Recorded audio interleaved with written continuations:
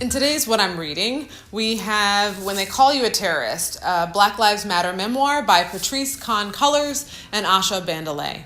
Patrisse is one of the co-founders of Black Lives Matter, and the reason why I picked up the book was because I met Patrisse in 2015 and was really intrigued by their story and was curious what came before such a public life, what fueled her to do all that she's done and is doing. And so I think if you read this book, you get a sense of what politicized Patrisse and why she has such a love for Black people, why Black Lives Matter, and how the love of Black people fuels Black Lives Matter.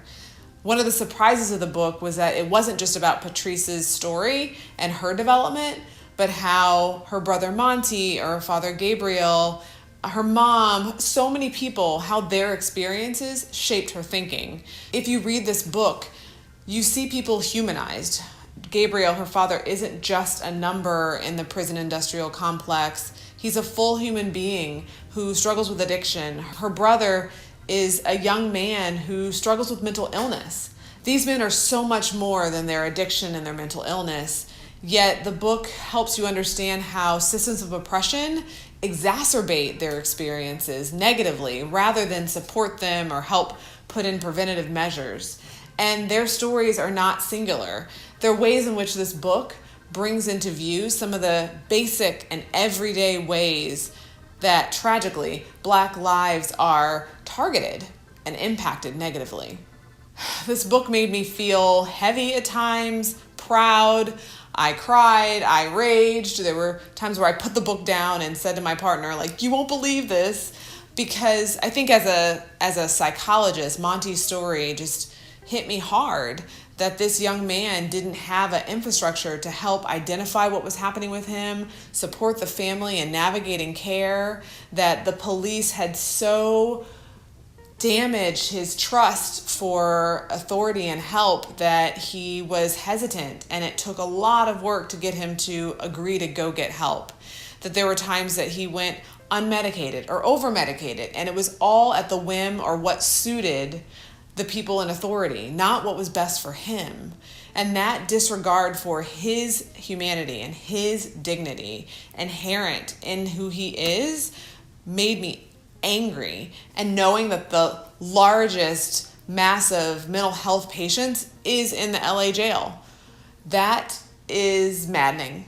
And for me as a psychologist, I understand like the depth of pain that individuals must be in, and the callousness and disregard that we have for humanity if we don't support their health, their mental health, let alone all the other ways that the prison system breaks people. I mentioned that Black people aren't a monolith, right? So racism, of course, impacts us, but also homophobia and heterosexism and classism. And so Patrisse's story brings in all of those intersecting identities. And there's this moment where she's sitting at the table. She had been plucked out of her neighborhood and chosen to go to a predominantly white school in a neighborhood nearby that was very different than her neighborhood.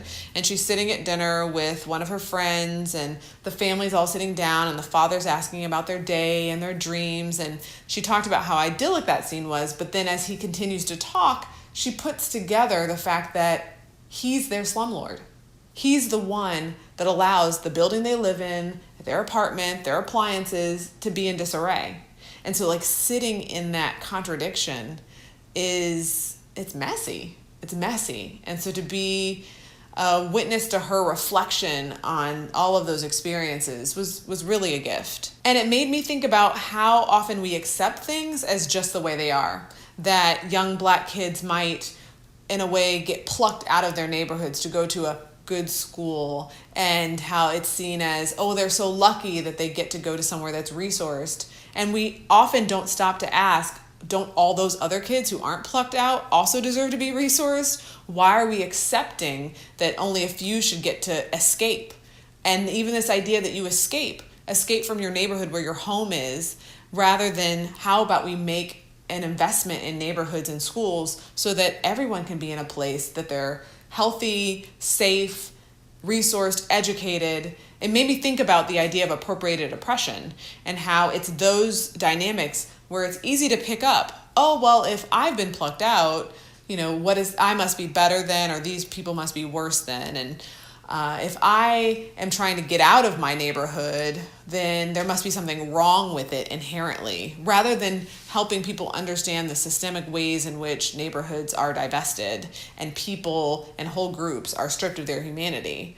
There are lots of messages that could be inferred, right? You have people who are left behind and aren't plucked, thinking, oh, I'm not good enough. You have people looking on from the outside to say, oh, look, only a few of them can cut it in these good schools. So it messes everyone up to leave areas of our community so divested. And as I was reading the book, I really felt my kind of class privilege. And I realized, my parents are of the generation where they grew up in an under-resourced district and chose to raise us in a predominantly white, really resourced district. And yet they made sure that we knew that we were no different, no better than other people in our family who didn't make the same choice or who couldn't make the same choice. And so what might look like a good program, the busing, the transfer programs, still perpetuates an idea of inferiority of Black people. And I think it's worth us disrupting that and questioning that narrative, because it's simply not the case. So this book made me think about a lot of those dynamics, and it's through Patrisse's story that we see how Black Lives Matter is not just a demand, it's a plea, it's a prayer, it's a hope, and yet it's the truth.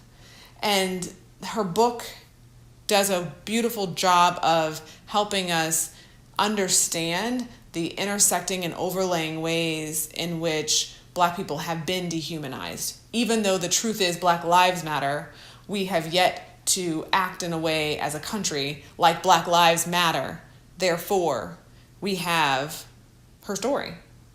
And I won't ruin it, but the When They Call You a Terrorist is not just about her. There's some other layers in there that make you understand how loosely and falsely people can be accused of terrorism simply for asserting themselves and their own dignity. So I'll leave you with that. Hopefully that's a teaser enough to get you to pick it up. And check out her Facebook Live discussion. There'll be one March 29th in the evening on Facebook Live, and probably some other ones. I know she's also doing book tours, but this is worth picking up. And if you can hear her in first person talk about her life experience, it is worth making happen. Thanks for listening. If you've read the book, let me know what resonated with you. What questions does it have you pondering? What did you want to discuss with your friends and family after reading it? Let me know in the comments, subscribe to my YouTube channel, and we'll see you next time on What I'm Reading.